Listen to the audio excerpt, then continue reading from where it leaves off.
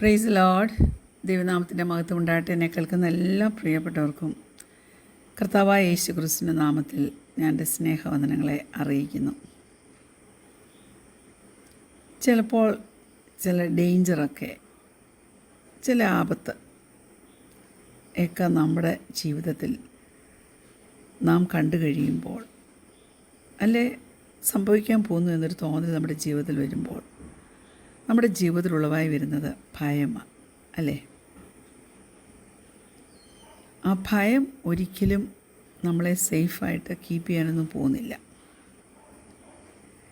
ഭയം നമ്മളെ ചിലപ്പോൾ കയറി കൺട്രോൾ ചെയ്യും.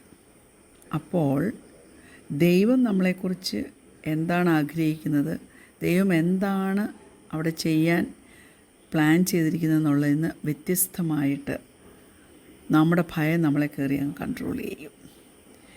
തിരുവചന പ്രകാരമേ നമുക്ക് ഓരോ കാര്യങ്ങളും മുന്നോട്ട് ചെയ്യാൻ പറ്റത്തുള്ളൂ. നമ്മുടെ ഭയത്തെക്കുറിച്ചൊക്കെ ദൈവം വളരെ ശക്തമായിട്ടും വ്യക്തമായിട്ടും പറയുന്ന അനേക കാര്യങ്ങൾ ബൈബിളിലുണ്ട്. അതുകൊണ്ട് ദൈവത്തിൻ്റെ വചനത്തിൻ്റെ വെളിച്ചത്തിൽ നാം നമ്മുടെ ജീവിതത്തെ ഒന്ന് ശോധന ചെയ്യണം. എന്നിട്ട് ദൈവത്തിലുള്ള വിശ്വാസത്തിൽ വളർന്നാൽ നമുക്ക് വാസ്തവമായിട്ടുള്ള സമാധാനം നമ്മുടെ ജീവിതത്തിൽ ലഭിക്കും. നമ്മുടെ എല്ലാ ഭയത്തിനുള്ള ഉത്തരവും ലഭിക്കും. ഇന്ന് അല്പം നേരത്തെ ചിന്തയ്ക്കായിട്ട് എബ്രായ ലേഖനം 2-ാം അധ്യായം 15-ാം വാക്യം, ഹീബ്രൂസ് ചാപ്റ്റർ 2 വേഴ്സ് 15.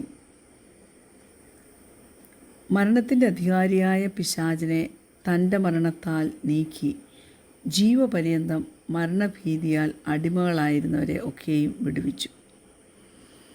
യേശു കർത്താവ് ചെയ്ത ഒരു കാര്യമാണ് ആ തിരുവചനത്തിൽ നാം കാണുന്നത്. ഞാൻ പറയട്ടെ, fear is incredibly powerful, isn't it? ശരിയല്ലേ? നമ്മുടെ ഓർമ്മശക്തിയെ അതിന് മാറ്റിക്കളയാൻ കഴിയും ഭയത്തിന്. നമ്മുടെ ഇടിപ്പിനെ, ഹൃദയസ്പന്ദനത്തെ സ്പീഡപ്പ് ചെയ്യാനായിട്ട് ഭയത്തിന് കഴിയും. ഭയത്തിന് നമ്മെ തളർത്താൻ കഴിയുമെന്നേ. അതുകൊണ്ട് ആങ്സൈറ്റി, ഫിയർ, ഇതൊക്കെ നമ്മുടെ ജീവിതത്തിൽ നിന്ന് മാറ്റിക്കളയുവാൻ തക്കവണ്ണം നമുക്ക് ശ്രമിക്കണം. ഒത്തിരി നാഗിങ് ലിറ്റിൽ ആങ്സൈറ്റീസ്, ഞാൻ പറയട്ടെ, നമ്മയൊക്കെ ചില സമയങ്ങളിൽ ഭരിക്കും. ഞാനും അതിൽ നിന്ന് എക്സെപ്ഷനായിട്ട് നിന്നുകൊണ്ടൊന്നുമല്ല നിങ്ങളോട് സംസാരിക്കുന്നത്. ഈ ഭയങ്ങളും ഈ ചെറിയ ചെറിയ ആങ്സൈറ്റിയും ഒക്കെ നമ്മുടെ ചിന്താമണ്ഡലത്തെ പിടിച്ച് അടക്കാൻ ശ്രമിക്കും. പക്ഷേ ഓർത്തോണം, നാം ഒരിക്കലും ഒറ്റയ്ക്കല്ല. തിരുവചനം നമ്മെ ബലപ്പെടുത്തുവാൻ തക്കവണ്ണം ഒരു വചനം പറയുന്നത് ഇങ്ങനെയാണ്. 1 കൊരിന്ത്യർ 10-ാം അധ്യായം അതിൻ്റെ 13-ാം വാക്യം, 1 Corinthians chapter 10 verse 13. മനുഷ്യർക്ക് നടപ്പില്ലാത്ത പരീക്ഷ നിങ്ങൾക്ക് നേരിട്ടിട്ടില്ല. ദൈവം വിശ്വസ്തൻ. നിങ്ങൾക്ക് കഴിയുന്നതിനും ഇത് പരീക്ഷ നേരിടുവാൻ സമ്മതിക്കാതെ നിങ്ങൾക്ക് സഹിപ്പാൻ കഴിയേണ്ടതിന് പരീക്ഷയോടുകൂടി അവൻ പോക്കുവഴി ഉണ്ടാക്കും. Praise God. അതായത് ദൈവം പോക്കുവഴി ഉണ്ടാക്കി നമുക്ക് ജയം തരും. തീർച്ചയായിട്ടും ഈ വചനം അങ്ങനെ നമ്മളെ പഠിപ്പിക്കുന്നത്. Praise God. അതുകൊണ്ട് നമ്മുടെ ഫോക്കസും നമ്മുടെ ഭയത്തിൻ്റെ ഇൻറ്റൻസിറ്റിയും വ്യക്തികൾ തമ്മിൽ വ്യത്യസ്ത രീതിയിലാണ് പോകുന്നതെങ്കിലും എല്ലാവർക്കും ഭയം മൂലം ഉളവാകുന്ന സ്ട്രഗിൾസിൽ നിന്ന് ഫ്രീ ആകണമെന്ന് ആഗ്രഹമുള്ളവരാണ്, അല്ലേ? കാഴ്ചപ്പാടുകൾ ചിലപ്പോൾ വ്യത്യസ്തമായിരിക്കും. എന്നാൽ തിരുവചനം നമ്മെ പഠിപ്പിക്കുന്നതിനനുസരിച്ച്, തിരുവചനം നമ്മെ ബുദ്ധി ഉപദേശിക്കുന്നതിന് അനുസരിച്ച് നമുക്ക് നമ്മെ തന്നെ ദൈവസന്നിധിയിൽ സമർപ്പിച്ചു കൊടുക്കാം. Praise God. ഹല്ലേലൂയ. യോഹന്നാൻ്റെ സുവിശേഷം 12-ാം അധ്യായം അതിൻ്റെ 42-43 വാക്യങ്ങൾ, ജോൺ ചാപ്റ്റർ 12 വേഴ്സസ് 42 and 43. ഇങ്ങനെയാണ് ആ വാക്യം പറയുന്നത്. എന്നിട്ടും പ്രമാണികളിൽ തന്നെയും അനേകർ അവനിൽ വിശ്വസിച്ചു. പള്ളിഭ്രഷ്ടരാകാതിരിപ്പാൻ പരീശന്മാർ നിമിത്തം ഏറ്റുപറഞ്ഞില്ല താനും. അവർ ദൈവത്താലുള്ള മാനത്തേക്കാൾ മനുഷ്യരാലുള്ള മാനത്തെ അധികം സ്നേഹിച്ചു. Praise God. ദൈവമക്കളെ, ഇത് മറ്റുള്ളവരെ നാം ഭയക്കുന്നതിന് ഉള്ള ഒരു കാരണമാണ് ഈ വാക്യം അത് റിവീൽ ചെയ്യുന്നത്. പക്ഷേ അവിടെയും ദൈവം നമ്മെ സഹായിക്കും. ദൈവം അങ്ങനെ സഹായിക്കുവാൻ നമുക്കുള്ളത് കൊണ്ട് നാം ഒരിക്കലും ഭയപ്പെടേണ്ട കാര്യമില്ല. മത്തായിയുടെ സുവിശേഷം 6-ാം അധ്യായം 25 മുതൽ 33 വരെയുള്ള വാക്യങ്ങൾ നിങ്ങൾ വായിച്ചാൽ അതിനകത്ത് പറയുന്നതെല്ലാം നമ്മെ ധൈര്യപ്പെടുത്തുന്ന, വറിയടിക്കേണ്ടെന്ന് തീർച്ചയായിട്ടും നമ്മെ ഉറപ്പിച്ച് നമ്മളോട് പറയുക. പറവകളെ നോക്കുവിൻ, അവ കൊയ്യുന്നില്ല, വിതയ്ക്കുന്നില്ല, പക്ഷെ ദൈവം സഹായിക്കുന്നു. വിചാരപ്പെട്ടാൽ നമുക്ക് നീളം നമ്മുടെ കൂട്ടാൻ പറ്റുമോ? വയലിലെ താമരയൊക്കെ അവൻ പോറ്റുന്നില്ലേ, അവൻ പുലർത്തുന്നില്ലേ? അതുകൊണ്ട് സ്വർഗസ്നായ പിതാവ് നമുക്കെല്ലാം ആവശ്യമാണെന്ന് അറിയാവുന്നതുകൊണ്ട് എന്ത് തിന്നും എന്ത് കുടിക്കുമെന്നൊന്നും ഓർത്ത് ദൈവവേദനയിൽ ഭാരപ്പെടേണ്ട.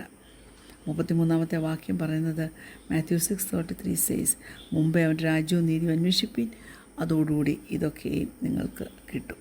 അപ്പോൾ നാളെക്കുറിച്ച് വിചാരപ്പെടരുതെന്നാണ് നമ്മുടെ ദൈവം പറയുന്നത്. എന്തുകൊണ്ടാണ് ദൈവം അങ്ങനെ പറയാൻ കാരണം? Because he loved us first. അവന് നമ്മെ ആദ്യം തന്നെ സ്നേഹിച്ചത്. നമ്മൾ അവനെ സ്നേഹിക്കുന്നതിന് മുമ്പേ അവൻ നമ്മെ സ്നേഹിച്ചു.